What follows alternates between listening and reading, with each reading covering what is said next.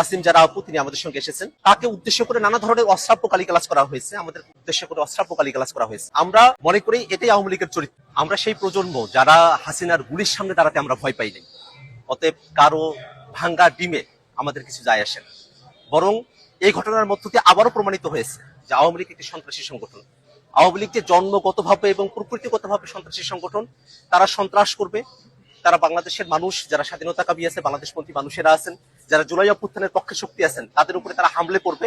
এটাতে আমরা আর অবাক হই না। বরং আমরা মনে করি যে অন্তর্বর্তীকালীন সরকার এই দীর্ঘ সময়ে 1 বছর জুড়ে আওয়ামী লীগকে বিচারের আওতায় নিয়ে আসার যে প্রক্রিয়া সরকারের শুরু করার কথা ছিল, সেটা খুব সামান্য অগ্রসর হয়েছে। আওয়ামী লীগের যেসব সন্ত্রাসীরা বাংলাদেশ থেকে পালিয়ে এসেছে, তারা বিদেশের বিভিন্ন জায়গায় তারা এখনো সন্ত্রাসের শখ করছে।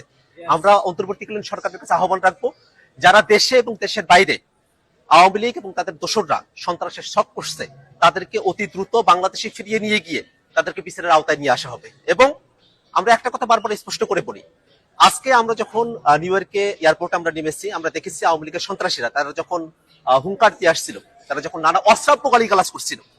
আপনারা জানেন যে আমাদের যুগ্ম সদস্য সচিব তাসিম যারা আপু তিনি আমাদের সঙ্গে এসেছেন, তাকে উদ্দেশ্য করে নানা ধরনের অশ্রাব্য গালিগালাজ করা হয়েছে, আমাদের উদ্দেশ্য করে অশ্রাব্য গালিগালাজ করা হয়েছে।